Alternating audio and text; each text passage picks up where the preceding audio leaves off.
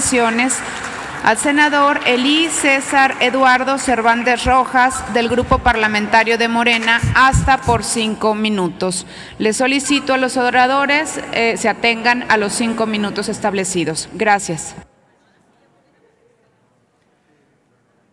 Muchas gracias, Presidenta.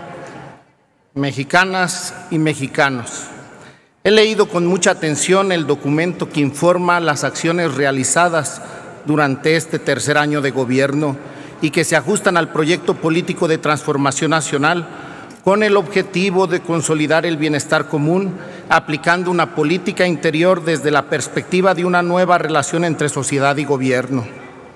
Coincido en que esta Secretaría ha dejado de ser la Secretaría de la Represión y el Espionaje para ser la Secretaría de la Gobernabilidad y los Derechos Humanos.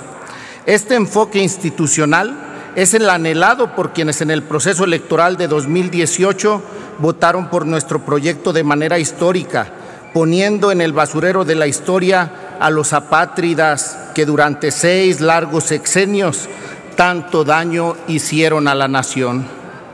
El buen manejo de la política interna en manos, primero de nuestra compañera senadora Olga Sánchez Cordero y ahora de nuestro secretario de Gobernación, Adán Augusto López Hernández, se vio recompensado en el proceso electoral de este 2021, dando un nuevo revés a los oligarcas que compraron la franquicia de una oposición moralmente derrotada, presumiendo que arrebatarían la mayoría en la Cámara de Diputados y que ganarían también la mayoría de las gobernaturas en disputa.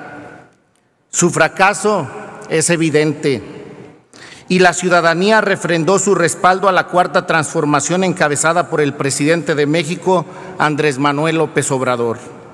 La política interna neoliberal fue ajena a las necesidades de los de abajo y complaciente con la codicia de los de arriba, lejana a la sociedad y cercana a las cúpulas políticas y económicas corruptas.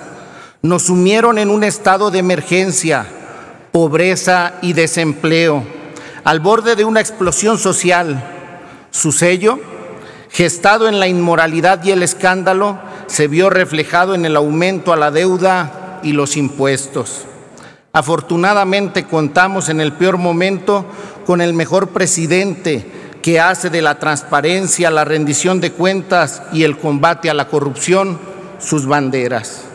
Imaginemos por un momento todo lo que podrían recibir los mexicanos, además de lo que ya reciben por la política social actual, si no cargáramos como losa una deuda externa criminal y abusiva como la heredada.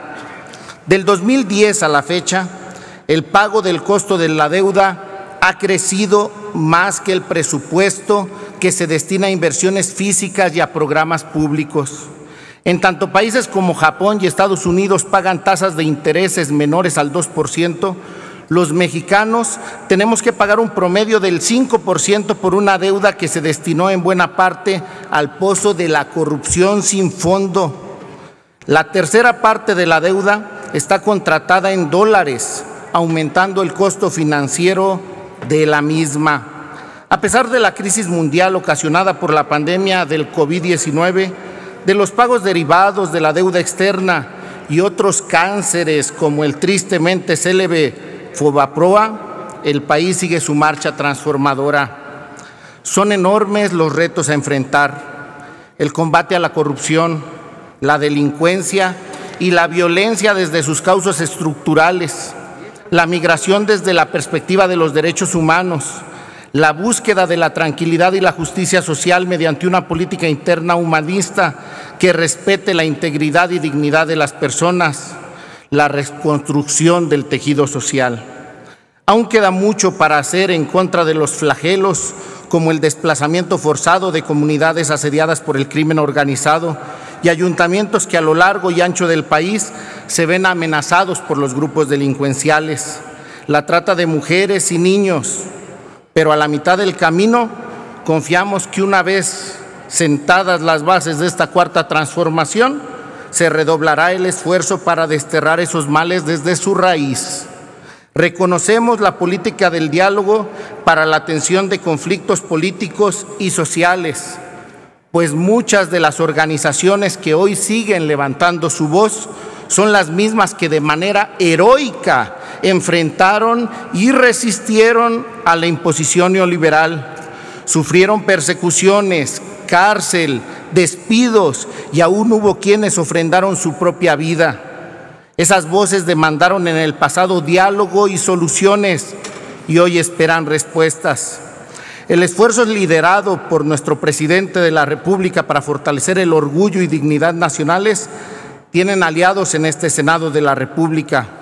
Además, debemos reconocer el trato abierto y cordial del presidente con los gobernadores, no de todos, porque hay por allí uno que otro que protagónico e ineficiente en su propio estado confronta y divide.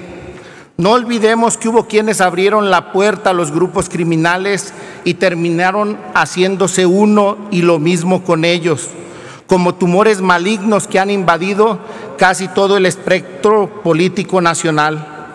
No estaría fácil extirparlos, y si la estrategia de ir directo a las causas podría tardar un poco, les aseguro que al final tendrá resultados. También decirles que el Ejecutivo es tan plural que ha invitado a 2 gobernadores de la oposición a incorporarse a la función pública federal. Por ello, hago votos porque el camino del diálogo continúe y se reanude donde está haciendo falta, para que sea la manera de resolver los conflictos. Que la Secretaría de Gobernación retome la frase de la canción Noches de Boda de Joaquín Sabina: que gane el quiero, la guerra del puedo. Muchas gracias. Gracias, senador Elí César Eduardo Cervantes.